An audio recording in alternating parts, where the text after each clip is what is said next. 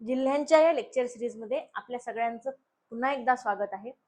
आपण मागच्या लेक्चरमध्ये नागपूर जिल्ह्याबद्दल, नागपूर जिल्ह्याचा इतिहास असेल, नागपूर जिल्ह्याचा प्रशासकीय कशा पद्धतीचा आहे, राजकीय रचना कशा पद्धतीची आहे, लोकसंख्या कशा पद्धतीची आहे, वनसंपत्ती कशा पद्धतीची आहे, त्याच्यानंतर नागपूरची त्या ठिकाणी भौगोलिक रचना कशा पद्धतीची आहे, खनिज संपत्ती कशा पद्धतीची आहे, या सर्वाबद्दल अतिशय विस्तृत अशी स्वरूपाची माहिती त्या ठिकाणी बघितलेली आहे.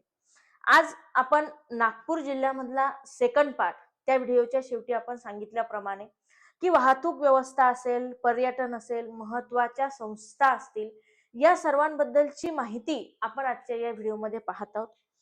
आपण नागपूर डिस्ट्रिक्टचा जो पहिला भाग आला, या भागाला चांगला प्रतिसाद दिला, पण तरीही जेवढ्या लोकांनी तो व्हिडिओ बघितला तेवढ्यांनी लाईक त्या ठिकाणी केलेला नाही आहे. आणि बरेच लोकांचं म्हणणं आहे की आम्हाला त्या व्हिडिओ संदर्भातली त्या ठिकाणी पीडीएफ हवी आहे. तर नक्कीच आपण आणखीन थोडा जास्तीत जास्त प्रतिसाद त्या व्हिडिओला द्यावा. आपल्या परीक्षा जवळ आहेत आणि आपला प्रतिसाद बघूनच मग त्याच्यावरची पीडीएफ आपल्याला खाली त्या ठिकाणी देण्यात येईल. नक्कीच आपला पेपर लक्षात ठेवून आपल्याला ती पीडीएफ जी आहे ते प्रोव्हाइड करण्यात येईल.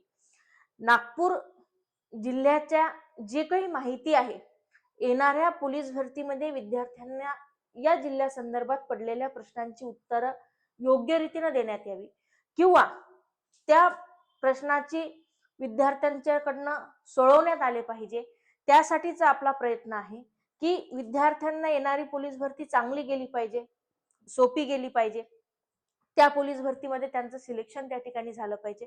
हाच उद्देश आपला आणि आपला अकॅडमीचा नक्की नेहमी त्या ठिकाणी असणार आहे. आणि त्या संदर्भात आपण जे काही आमचे व्हिडिओ पाहतात त्यासाठी खूप खूप आपले आभार आहेत. आणि आपण आज नागपूर विभागाचा दुसरा पार्ट त्या ठिकाणी पाहणार आहोतच, पण त्याच पद्धतीनं हा आठवडा अतिशय शेवटचा आठवडा आहे. पोलीस भरतीच्या तयारीचा शेवटचा टप्पा आहे. अनेक लोकांचे 14 तारखेनंतर पोलीस भरतीचे संपूर्ण महाराष्ट्रामध्ये त्या ठिकाणी पेपर जे आहेत लेखीचे चालू होत आहेत. मग अशा वेळेस काय करावं, हाही एक त्या ठिकाणी प्रश्न पडलेला असतो की कुठला विषय रिवाइज करावा, कुठला विषय त्या ठिकाणी लवकरात लवकर सॉल्व्ह करण्याचा प्रयत्न करावा, प्रश्नपत्रिका त्या ठिकाणी कशा पद्धतीने सॉल्व्ह करावी किंवा प्रश्नपत्रिकेमधले ठराविक विषय कसे हाताळावे. तर नक्कीच मराठी या विषयासाठी तुम्हाला लवकरच, म्हणजे आपला नागपूर विभागाचा दुसरा भाग अपलोड झाल्यानंतर लगेचच मराठीसाठीचे अतिशय संभाव्य असे, म्हणजे जे प्रश्न येण्याची दाट शक्यता आहे अशा स्वरूपाचे प्रश्न मराठी या विषयाचे टॉपिक वाईज रिव्हिजन आपण त्या ठिकाणी घेणार आहोत. आणि नक्कीच आपण कमेंट सेक्शनमध्ये टाका की आपल्याला मराठीची एक लास्ट रिव्हिजन, एक काहीच आपण आता पुस्तक उघडण्याच्या त्या ठिकाणी मनस्थितीमध्ये नाही आहात. पुस्तक आपण त्या ठिकाणी क्लोज करून ठेवायचं आणि फक्त एक ऐकण्याचं आणि बघण्याचं काम अशी मराठीची, नक्कीच ज्यांनी मराठी याच्यापूर्वी वाचलेलं आहे त्यांच्यासाठी, कारण ऐन वेळेवरती आता आपण नवीन काही त्याच्यामध्ये इन्व्हेंट त्या ठिकाणी करू शकत नाही, पण काही सोप्या सोप्या शॉर्ट ट्रिक्स असतील किंवा अति संभाव्य हे टॉपिक वाईज जे क्वेश्चन्स आहेत, ते शब्दांच्या जाती, ग्रामरचे महत्वाचे चॅप्टर्स असतील, त्यामध्ये संधी, वर्णमाला, प्रयोग, त्याच्यानंतर काळ असेल किंवा समास, या संदर्भातील महत्वाच्या प्रश्नांची एक सिरीज आपल्या त्या ठिकाणी येणार आहे. ती नक्कीच आपल्याला परीक्षेच्या अतिशय शेवटच्या काळामध्ये मदत करून जाणार आहे आणि कदाचित त्याच्यातले प्रश्न आपल्याला काही काही परीक्षेमध्ये त्या ठिकाणी आलेले दिसूही शकतात. जी संभाव्य दाट शक्यता असणारी साधारणतः आपण जवळ जाण्याचा प्रयत्न करू रिव्हिजनच्या मराठीच्या. आणि आपल्याला जर असे व्हिडिओज हवे असतील तर आपण नक्की कमेंट सेक्शन मध्ये टाका आणि जास्तीत जास्त प्रतिसाद त्या ठिकाणी द्या, जेणेकरून आम्हालाही उत्साह येतो की विद्यार्थ्यांना आणखीन त्या ठिकाणी शिकण्याची इच्छा आहे, विद्यार्थ्यांना आणखीन त्या ठिकाणी आपल्याकडनं जाणून घेण्याची इच्छा आहे की या विषयाबद्दल त्या विषयाबद्दल. तर नक्कीच आपण टाका आणि सर्वांचे पेपर हे चांगल्या पद्धतीचे जाव, यामध्ये आमचा एक त्या ठिकाणी योगदान असावं छोटंसं. ते जिल्ह्याच्या जीकेच्या माहितीबद्दल असो किंवा मराठीच्या रिव्हिजन्स बद्दल असो, नक्कीच आपल्याला ते मराठीची रिव्हिजन आवडेल. आणि या व्हिडिओच्या कमेंट सेक्शन मध्ये आपण टाका की परीक्षा अतिशय शेवटच्या टप्प्यामध्ये असताना आपल्याला ही रिव्हिजन हवी आहे का, आणि नक्कीच आम्ही त्या रिव्हिजनचे व्हिडिओ आता आपल्याला टॉपिक वाईज मराठीचे त्या ठिकाणी टाकू. अतिसंभाव्य प्रश्न आणि काही शॉर्ट ट्रिक्सच्या संदर्भामध्ये. आज आपण नागपूर जिल्ह्यामधील वाहतूक असेल, त्याच्यानंतर दळणवळण व्यवस्था असेल, त्याच्यानंतर नागपूर जिल्ह्याची पर्यटन स्थळं असतील आणि नागपूर हे उपराजधानीचं ठिकाण असल्यामुळं तिच्या काही महत्वाच्या संस्था असतील, तर या सर्वांबद्दलची माहिती आपण आजच्या व्हिडिओमध्ये त्या ठिकाणी बघणार आहोत. कशा स्वरूपाची माहिती आहे बघूया आपण नागपूर जिल्ह्याची. या ठिकाणी नागपूरची वाहतूक व्यवस्था बघूया आपण त्या ठिकाणी कशा पद्धतीची आहे. तर त्याच्यामध्ये वाहतूक व्यवस्थेमध्ये सगळ्यात पहिल्यांदा येतं ते म्हणजे रेल्वे वाहतूक. आता भारताची जीवनदायिनीच हे रेल्वे आहे, कारण रेल्वेचं नेटवर्क सर्वात मोठं आहे भारतामध्ये, महाराष्ट्रातही नाही भारतामध्ये, आणि सर्वांना कनेक्ट करते. सर्वात जास्त प्रवास लोक त्या ठिकाणी रेल्वेनं करण्याचा प्रयत्न करतात. माल या ठिकाणाहून त्या ठिकाणी येते. नागपूर जिल्ह्याची रेल्वे व्यवस्था त्या ठिकाणी कशी आहे ते आपण बघू. 15 जानेवारी 1925 मध्ये नागपूर रेल्वे स्टेशनाचे उद्घाटन तत्कालीन गव्हर्नर फ्रँक यांच्या हस्ते त्या ठिकाणी करण्यात आले होते. म्हणजे नागपूर जिल्ह्याचे, नागपूर शहरातले जे रेल्वे स्टेशन आहे त्या रेल्वे स्टेशनचे उद्घाटन 15 जानेवारी 1925 रोजी त्यावेळेचे तत्कालीन जे महाराष्ट्राचे गव्हर्नर असतील किंवा त्या विभागाचे गव्हर्नर असतील, नागपूर विभागाचे, त्यांनी, फ्रँक या गव्हर्नर यांनी त्या ठिकाणी त्यांचे उद्घाटन त्यांच्या हस्ते केलेले आहे. नागपूर रेल्वे स्थानक हे देशातील एक महत्वाचे आणि मध्यवर्ती रेल्वे स्थानक आहे. नक्कीच नागपूर हे आपल्या देशातील एक मध्यवर्ती स्थान आहे.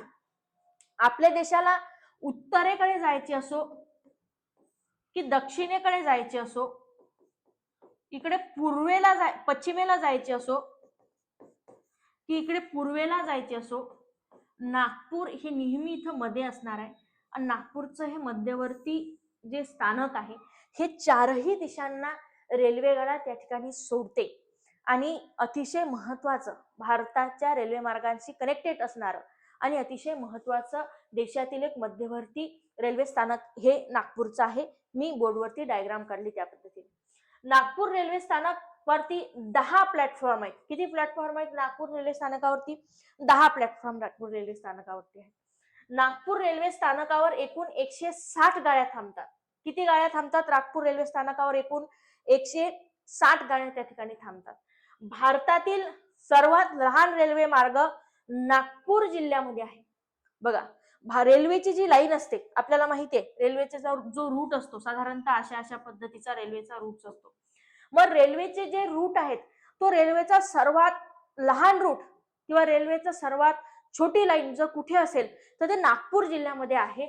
नागपूर जिल्ह्यामध्ये रेल्वेचा अगदी छोटा रेल्वे मार्ग आहे. देशातील, भारतातील सर्वात छोटा त्या ठिकाणी रेल्वे मार्ग नागपूर जिल्ह्यामध्ये आहे. हा नागपूर ते अंजनी या मार्गापर्यंत आहे. याची लांबी 3 किलोमीटर आहे. लांबीनुसार सर्वात छोटा रेल्वे मार्ग भारतातील हा नागपूर जिल्ह्यामध्ये आहे. नागपूर ते अंजनी या दरम्यान आहे आणि हा सुमारे 3 किलोमीटरचा त्या ठिकाणी रेल्वे मार्ग आहे. एवढी त्या रेल्वे मार्गाची त्या ठिकाणी लांबी आहे. आता नागपूरच्या वाहतूक व्यवस्थेमध्ये रेल्वे बरोबरच आणखीन एक आपण बघत आहोत की आपला देश त्या ठिकाणी प्रगती करत आहे. मेट्रो आपल्या देशामध्ये येत आहे. नागपूर जिल्ह्यामध्ये, नागपूर शहरामध्ये सुद्धा मेट्रो त्या ठिकाणी आलेली आहे. कशा पद्धतीची आहे बघू. नागपूर मधील जी मेट्रो आहे हिच्या पहिल्या टप्प्याचे उद्घाटन 11 डिसेंबर 1922 रोजी झाले. नागपूरची जी रेल्वे आहे त्यामध्ये नागपूर शहरामध्ये मेट्रो हे विकसित करण्यात आली आणि या मेट्रोचं जे उद्घाटन आहे हे 11 डिसेंबर 1922 रोजी त्या ठिकाणी तत्कालीन पंतप्रधान नरेंद्र मोदी यांच्या हस्ते पहिल्या लाईनचं उद्घाटन नागपूर मेट्रोच्या त्या ठिकाणी करण्यात आलं. नागपूर मेट्रो मधील जी रॅपिड ट्रान्झिट प्रणाली आहे, नागपूर मेट्रो मधील जी रॅपिड ट्रान्झिट प्रणाली आहे ही अतिशय महत्वाची ट्रान्झिट प्रणाली त्या ठिकाणी मानली जाते. त्याच्यात ती महिलांसाठी मदतगार अशा स्वरूपाची आहे. त्याच्यानंतर हे जे नागपूर मेट्रो आहे ही ऑरेंज आणि ॲक्वा लाईन्सद्वारे जोडली जाते. एक ऑरेंज लाईन आहे आणि एक ॲक्वा लाईन आहे. या दोन लाईनमुळे नागपूर रेल्वे त्या ठिकाणी जोडली जाते आणि या नागपूर मेट्रोची जी लांबी आहे ते 3.18 किलोमीटर आहे. एक गोष्ट लक्षात घ्या विद्यार्थी मित्रांनो, बोलता बोलता केव्हा केव्हा मी रेल्वे हा शब्द माझ्या तोंडात येते. का बरं? आपण रेल्वे वाहतूक घेतोय, रेल्वे मेट्रो शिकत असताना माझ्या तोंडामध्ये रेल्वे आला म्हणजे समजून चालायचं मी मेट्रो संदर्भामध्ये त्या ठिकाणी बोलत आहे. मी नक्कीच काळजीपूर्वक मेट्रो या शब्दाचा प्रयोग करणार आहे. 3.18 किलोमीटर एवढी आहे. ऑरेंज लाईन ही कुठपासून कुठपर्यंत आहे मेट्रोची? तर कापसी ते खापरी व ॲक्वा लाईन ही प्रजापती नगर ते लोकमान्य टिळक नगर या दोन दरम्यान ऑरेंज लाईन आणि ॲक्वा लाईन हे नागपूर मेट्रोची त्या ठिकाणी धावत आहे किंवा आहे. त्याच्यानंतर Guinness book of world record मध्ये नाव असलेलं डबल डेकर व्हाया डक्ट म्हणजे मेट्रो मध्ये डबल डेकर रोड तयार करण्याचा हा विक्रम जागतिक स्तरावरती हा फक्त नागपूरमध्येच त्या ठिकाणी करण्यात आलेला आहे. या स्टेशनमध्ये मेट्रो फॉर हर महिलांसाठीची एक विशेष सुविधा उपलब्ध आहे. हा एक जागतिक विक्रम सुद्धा आहे. डबल डेकर हाही विक्रम आहे आणि मेट्रो फॉर हर महिलांसाठीची एक विशिष्ट सुविधा त्या ठिकाणी उपलब्ध आहे. हे सुद्धा नागपूर मेट्रोची एक विशेषता आहे.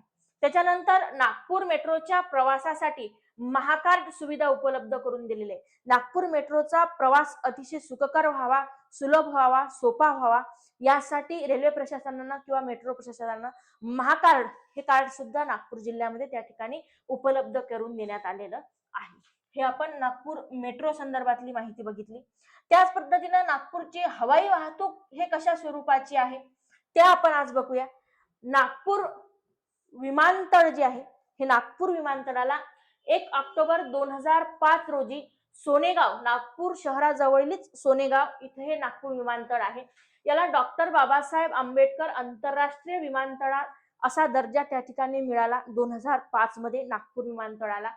त्यानंतर आपल्या नागपूर शहराच्या विमानतळावरती इंदिरा नावाची अत्याधुनिक रडार प्रणाली त्या ठिकाणी बसवण्यात आली आहे आणि अशी अत्याधुनिक रडार प्रणाली बसवलेलं हे आपलं जे एअरपोर्ट आहे हे भारतातील पहिले विमानतळ किंवा पहिले एअरपोर्ट त्या ठिकाणी नागपूर शहराचे ठरलेले आहे.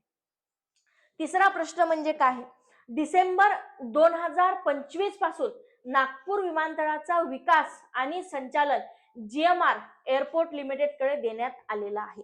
म्हणजे 2025 पासून नागपूर जे एअरपोर्ट आहे विमानतळ आहे त्याचा विकास करण्याचे हिरे GMR कडे त्या ठिकाणी देण्यात आलेला आहे. हे करंट अफेअर मध्ये सुद्धा आपल्याला कामात पडते किंवा विचारू शकतात त्या त्या जिल्ह्याच्या माहिती संदर्भात. यानुसार नागपूर विमानतळावर अत्याधुनिक एकात्मक टर्मिनल बिल्डिंग आणि नवीन एअर ट्रॅफिक कंट्रोल टावर सुद्धा उभारण्यात आलेले आहे आणि याच विकास प्रकल्पाअंतर्गत नागपूरमध्ये एकात्मक टर्मिनल बिल्डिंग आणि एक नवीन एअर ट्रॅफिक कंट्रोलर त्या ठिकाणी उभारण्यात आलेलं आहे. त्याच्यानंतर हा प्रकल्प multi modal international cargo and एअरपोर्टचा एक भाग आहे. हा जो प्रकल्प आहे हाच प्रकल्प multi modal international cargo and airport जो काही विकास चालू आहे हा याचा भाग आहे आणि या विमानतळाचे क्षेत्रफळ एकूण 1350 हेक्टर पेक्षा जास्त असणार आहे. नागपूर विभागाच्या नागपूर शहराच्या जे विमानतळ आहे याचा विकास त्या ठिकाणी होणार आहे. तो GMR करणार आहे 2025 पासून. सुमारे 1350 हेक्टर पेक्षा जास्त मध्ये हे विमानतळ असणार आहे. अत्याधुनिक सोयी सुविधा त्या ठिकाणी त्या विमानतळावरती उपलब्ध करून देण्यात येणार आहेत. अशा पद्धतीची नागपूरची हवाई वाहतूक या ठिकाणी आपण बघितलेली आहे. त्याच्यानंतर आपण नागपूरची त्या ठिकाणी महामार्ग नागपूरमधनं कोणकोणते जातात किंवा महामार्गीय माहिती नागपूरची कशा पद्धतीची आहे हे आपण बघू. ज्यावेळेला आपण रेल्वेची माहिती बघितली त्यावेळेला आपण हे बघितलं की नागपूर हे मध्यवर्ती रेल्वे स्थानक आहे. त्याच पद्धतीनं आपण देशाच्या बाबतीतही बघितलं तर नागपूर मध्ये येतं बघा, वर उत्तर येतं, खाली दक्षिण येते, इकडनं पश्चिम येते, इकडनं पूर्व येतं आणि मध्येही नागपूर आहे. तर नक्कीच आपला महत्वाचा श्रीनगर पासून निघणारा आणि कन्याकुमारी पर्यंत जाणारा म्हणजे उत्तर दक्षिण कॉरिडॉर असलेला अतिशय महत्वाचा राष्ट्रीय महामार्ग NH44 हा नागपूर शहरातनं आणि नागपूर जिल्ह्यातनं त्या ठिकाणी जातो. दुसरी गोष्ट म्हणजे पूर्व पश्चिम कॉरिडॉर म्हणून. आता पूर्व पश्चिम कॉरिडॉर म्हटल्यापेक्षा आपल्या गुजरात राज्यातील सुरत, मुंबई, सुरत पासून ते कोलकाताच्या हजिरा हावडा स्टेशन पर्यंत जोडणारा एक महामार्ग रेल्वे स्टेशनचा, ज्याला आपण मुंबई आणि कोलकाताची मुख्य रेल्वे महामार्गाची लाईन म्हणतो, ज्याला आपण पूर्वीचं नाव म्हणजे NH6 म्हणायचो, NH6, त्याचा आता नवीन नंबर NH53 त्या ठिकाणी करण्यात आलेला आहे. हा त्या ठिकाणी मुख्य शहरांना जोडतो, मुंबई ते कोलकाता. त्याला हाजिरा कोलकाता खंड असे सुद्धा म्हणण्यात येते. हा सुद्धा नागपूर शहरातून त्या ठिकाणी जातो. त्याच पद्धतीनं नागपूर शहरातनं NH47 आणि 52 हा बामणबोर नागपूर राष्ट्रीय महामार्ग सुद्धा नागपूर शहरामधनं त्या ठिकाणी जातो. MH47 जातो, MH52 सुद्धा जातो. त्याच्यानंतर याचबरोबर नागपूर शहरामधनं NH त्या ठिकाणी 553 हा सुद्धा राष्ट्रीय महामार्ग नागपूर शहरामधनं त्या ठिकाणी जातो. त्याचबरोबर नागपूर शहरामधनं अतिशय महत्वाचा असा असलेला मुंबई नागपूर महाराष्ट्र विकास कॉरिडॉर समृद्धी महामार्ग, हिंदू हृदय सम्राट बाळासाहेब ठाकरे समृद्धी महामार्ग, हा समृद्धी महामार्ग नागपूर पासून सुरू होतो. नक्कीच तो तिथून पुढे सुद्धा प्रस्तावित आहे आणि तो होणार आहे, पण तो नागपूर पासून सुरू होतो आणि नागपूरमधील शिवमडका पासून शून्याहून तो त्या ठिकाणी सुरू होतो आणि पुढे तो मुंबईपर्यंत त्या ठिकाणी येतो. समृद्धी महामार्गाची सुरुवात सुद्धा त्या ठिकाणी नागपूर जिल्ह्यामधून त्या ठिकाणी झालेली आहे. या पद्धतीने नागपूरमधून NH44 असेल, NH53 असेल, NH47 व 52 असेल, NH753 असेल आणि समृद्धी महामार्गाचं असेल, हे महत्वाचे राज्य व राष्ट्रीय महामार्ग नागपूर शहरातनं आणि नागपूर जिल्ह्यातनं त्या ठिकाणी गेल्याचे आपल्याला त्या ठिकाणी पाहायला मिळतं. आणखी नागपूर बद्दल आपल्याला काय महत्वाचं आहे, तर नागपूरमध्ये असलेल्या विविध महत्वाच्या संस्था, मी आधीच सांगितलं, नागपूर संयुक्त महाराष्ट्राच्या झालेल्या करारामध्ये त्या ठिकाणी राज्याचे हिवाळी अधिवेशन, आपण पहिल्या व्हिडिओमध्ये बघितलं असेल की संयुक्त महाराष्ट्राच्या कराराअंतर्गत एक तरी अधिवेशन विधिमंडळाचं नागपूरमध्ये त्या ठिकाणी झालं पाहिजे, हे त्या ठिकाणी त्या करारामध्ये सांगण्यात आलं होतं. आणि त्याचनुसारच नागपूरमध्ये मग हिवाळी अधिवेशन हे दरवर्षी आपल्या या ठिकाणी होतं आणि त्यासाठी नागपूरमध्ये अतिशय महत्वाची अशी विधिमंडळाची इमारत हे नागपूर शहरामध्ये उभारलेली आहे. त्याच पद्धतीनं त्याच कराराप्रमाणे मुंबई उच्च न्यायालयाचे एक खंडपीठ त्या ठिकाणी नागपूरला असले पाहिजे असं सांगितलं होतं. म्हणजे मुंबई उच्च न्यायालयाचे एक खंडपीठ त्या ठिकाणी नागपूर जिल्ह्यामध्ये आहे, नागपूर शहरामध्ये आहे आणि त्या न्यायालयाची एक सुसज्ज अशी इमारत सुद्धा आपल्याला नागपूर जिल्ह्यामध्ये नागपूर शहरामध्ये असल्याची पाहायला मिळते. रिझर्व्ह बँकेचे जे 4 विभागीय कार्यालय आहेत, त्या 4 विभागीय कार्यालयापैकी एक विभागीय कार्यालय हे नागपूर शहरामध्ये आहे.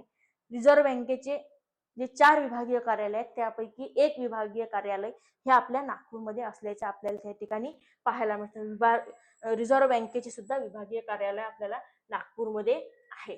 त्याच्यानंतर आणखीन नागपूरमध्ये काय आहे, तर 1925 मध्ये डॉक्टर केशव बळीरामपंत हेडगेवार यांनी राष्ट्रीय स्वयंसेवक संघाची स्थापना नागपूरमध्ये केली. रेशीमबाग म्हणून हे स्थळ त्या ठिकाणी प्रसिद्ध आहे आणि त्यांनी त्या ठिकाणी राष्ट्रीय स्वयंसेवक संघ RSS आपण ज्याला म्हणतो त्याची स्थापना डॉक्टर केशव बळीरामपंत हेगडेवार यांनी त्या ठिकाणी केलेली आहे. त्याच्यानंतर भारतीय वायुदलाच्या निर्वाहन विभागाचे मुख्यालय नागपूर शहरात असून भारतीय वायुदल विभागाच्या निर्वाहनचे मुख्यालय सुद्धा नागपूर शहरात आहे.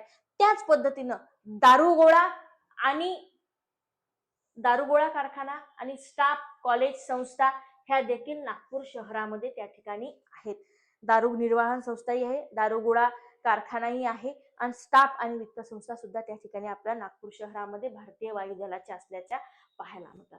नागपूर जवळीलच कामठी या ठिकाणी भारतीय सैन्याचे regimental centre of Indian army and brigade साठीचे एक स्थापन केलेली लष्करी संस्था आहे, ज्याला आपण कटक मंडळ म्हणतो. महाराष्ट्रात एकूण 60 कटक मंडळ आहेत, त्यापैकी एक नागपूर कामठी या ठिकाणी हे कटक मंडळ आहे.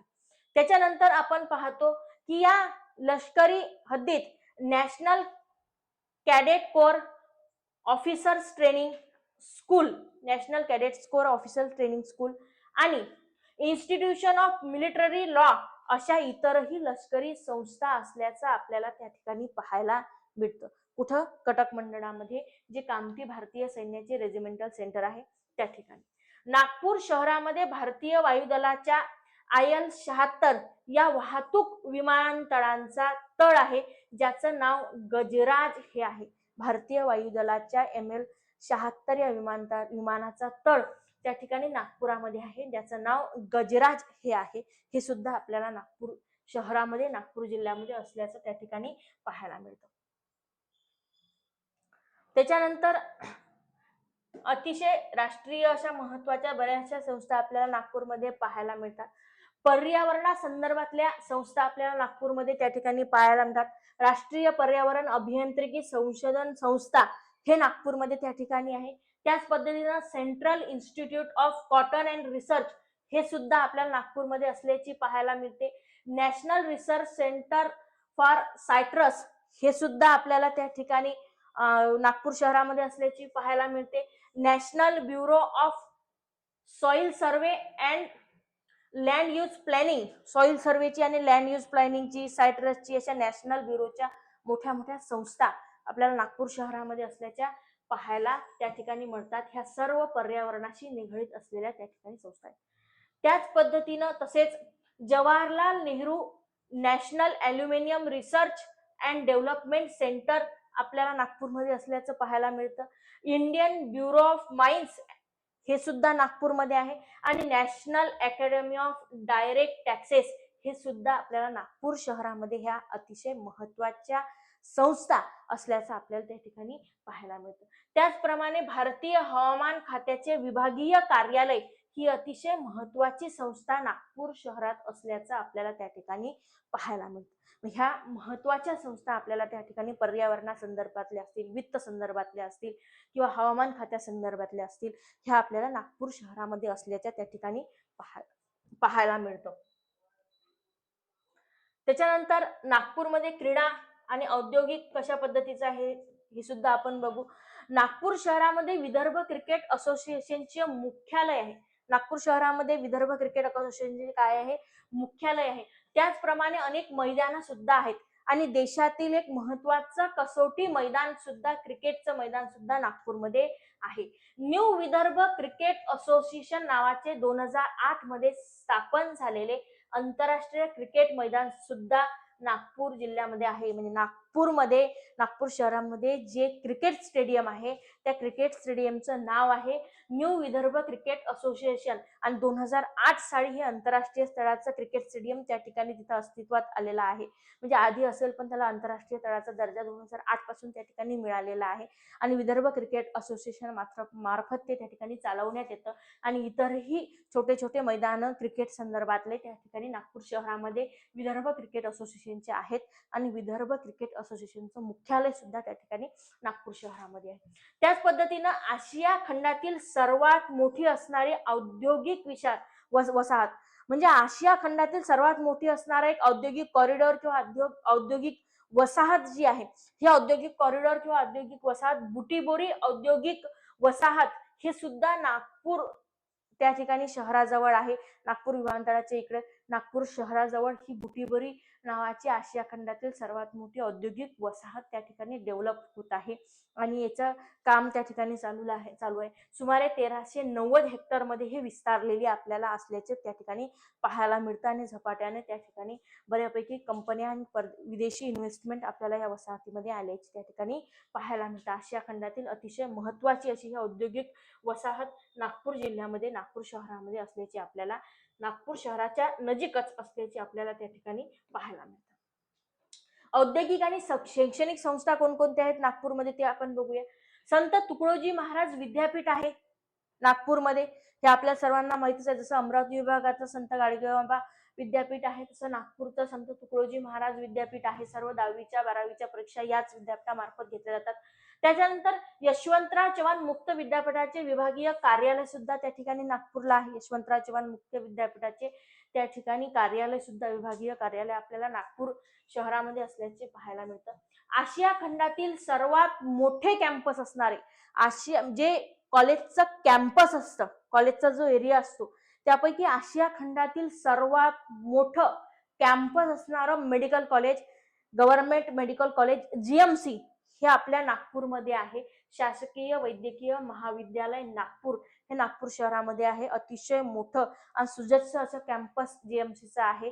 तर MBBS म्हणू नका, PGच्या ब्रांचेस म्हणू नका, सुपर स्पेशालिटी म्हणू नका, BDS, B.Pharm, D.Pharm सर्व प्रकारचे गव्हर्नमेंट कॉलेजेस त्या ठिकाणी उपलब्ध झालेले आहेत आणि अतिशय मोठं गव्हर्नमेंट हॉस्पिटल जिल्हा सामान्य रुग्णालय त्या ठिकाणी नागपूर शहराचं त्याच्याशी ते कनेक्टेड आहे, लिंक आहे. त्याच्यामध्ये आपल्याला MBBS चे कोर्स शिकणारे दिसतील, त्याच्यानंतर MBBS झाल्यानंतर PG झालेले स्टुडंट दिसतील, सुपर स्पेशालिटी झालेले स्टुडंट दिसतील आणि त्याच्यानंतर MBBS नंतर खालच्या पण ज्या सर्व डिग्री असतात त्याचे सर्व गव्हर्नमेंटच्या ब्रांचेस आपल्याला या नागपूर शासकीय वैद्यकीय महाविद्यालयामध्ये असल्याचे पाहायला मिळतात आणि आशियातील सर्वात मोठं कॅम्पस हे जवळपास या कॉलेजचं आहे. त्याच्यानंतर आणखीन एक महत्वाचं शासकीय वैद्यकीय महाविद्यालय हे नागपूर शहरामध्ये आहे, ते म्हणजे IGMC आपण त्याला म्हणतो. IGMC म्हणून आपल्यामध्ये ते प्रसिद्ध आहे. इंदिरा गांधी शासकीय वैद्यकीय महाविद्यालय हे सुद्धा नागपूर शहरामध्ये आहे. याचंही कॅम्पस अतिशय सुसज्ज त्या ठिकाणी आहे. हे सुद्धा एक अत्याधुनिक स्वरूपाचं कॉलेज त्या ठिकाणी वैद्यकीय विद्यालय आहे.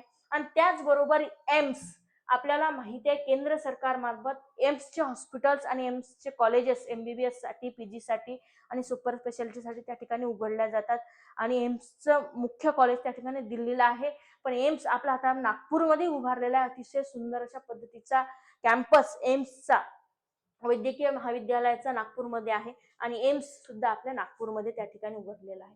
पशु व मत्स्य विज्ञान विद्यापीठ हे सुद्धा आपल्या नागपूरमध्ये आहे. पशु आणि मत्स्य विज्ञान विद्यापीठ आपल्याला नागपूरमध्ये असल्याचं पाहायला मिळतं. कवी कुलगुरू कालिदास संस्कृत विद्यापीठ सुद्धा रामटेक तालुका नागपूरमध्ये असल्याचं आपल्याला त्या ठिकाणी पाहायला मिळतं. अशा पद्धतीच्या विविध शैक्षणिक संस्था आपल्या नागपूरमध्ये असल्याचे आपल्याला त्या ठिकाणी पाहायला मिळतात. त्याच पद्धतीने आपल्या नागपूर जिल्ह्यामध्ये ऐतिहासिक स्थळं त्या ठिकाणी काही काही आहेत. नागपूर शहरामध्ये 0 मैलांचा दगड आहे, जिथे एक स्तंभ आणि 4 घोड्यांचा पुतळा, 4 अश्व यांचा पुतळा आणि एक स्तंभ आहे. तिथे एक दगड ठेवलेला आहे. 0 मैलाचा दगड आपल्याला त्या ठिकाणी नागपूर शहराच्या मधोमध असल्याचा त्या ठिकाणी नागपूर शहरामध्ये असल्याचा पाहायला मिळतो. नागपूर जिल्ह्यामध्ये नांदीवर्धिनी महल आहे.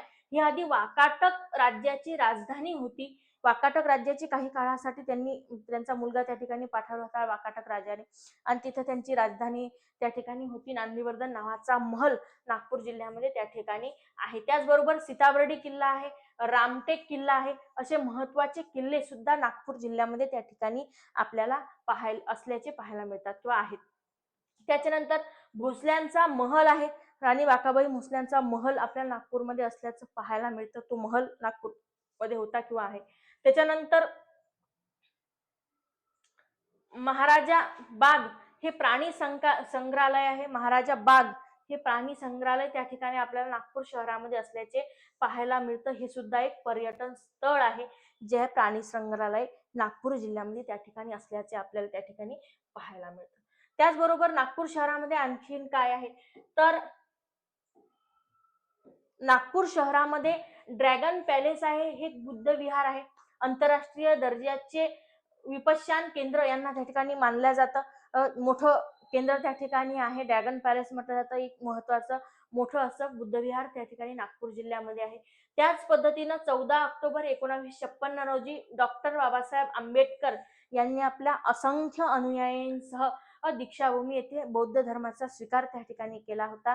हा दिवस आपण धम्मचक्र परिवर्तन दिन म्हणून त्या ठिकाणी साजरा करतो आणि ही दीक्षाभूमी सुद्धा आपल्याला नागपूर जिल्ह्यामध्ये असल्याचे पाहायला मिळतं. त्यामुळे दीक्षाभूमी हे सुद्धा पर्यटन स्थळ अतिशय सुंदर असं आपल्या नागपूर जिल्ह्यामध्ये त्या ठिकाणी आहे.